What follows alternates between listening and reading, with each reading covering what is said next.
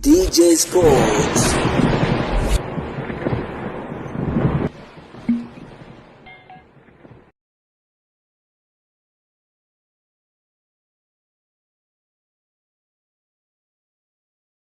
Bwana, hii ndio klabu ya wekundu wa Msimbazi Simba, na tumeweza kuona mambo kadha ikiwa yanaendelea kutaradadi ndani ya klabu ya wekundu wa Msimbazi Simba. Sambamba na hilo ni hizi mashine tatu za nguvu ambazo zinakuja kuongeza kasi ya ajabu kunako klabu ya wekundu wa Msimbazi Simba. Hapana shaka kuna Peris Tau, moja kati ya nyota wa kibabe kwelikweli, raia wa South Africa. Awali tuliweza kuona kwamba akiwa ameweza kufanya vyema na klabu ya soka ya Al Ahly, na tumeweza kuona kwamba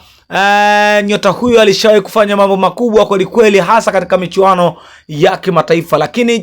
dili lingine linakwenda kukamilika sofa ni la nyota wa kimataifa kutoka taifa la Angola, na hapa Simba Sports Club wamekwenda kumtafuta moja kati ya nyota mwenye uwezo mkubwa kwelikweli, na hapa si mwingine ni Gerson Dara, ambaye sofa anatazamiwa kutambulishwa kunako klabu ya soka ya wekundu wa Msimbazi Simba katika msimu wa mwaka 2026 2027, bila kumsahau Faisal Salum Feitoto, moja kati ya nyota ambaye aliweza kutua kunako klabu ya soka ya Azam akitokea kunako klabu ya Young African, na ameweza kukaa takriban misimu kadhaa pale kunako klabu ya Warambarambakoni, huku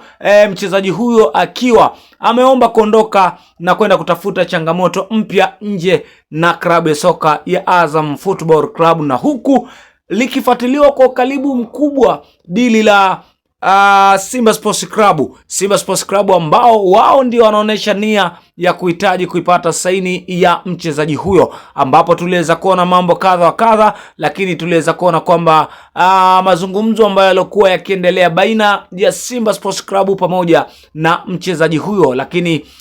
swala lililoweza kubakia kwa hivi sasa ni kati ya klabu na klabu waweze kufikia makubaliano. Kama wataweza kufanya biashara hiyo, basi Faisal Salum ataweza kwenda kucheza kunako klabu ya soka ya Simba Sports Club. Lakini swala lingine kabisa ni mashabiki pia wanajaribu kupushi swala la kuona kama mchezaji huyo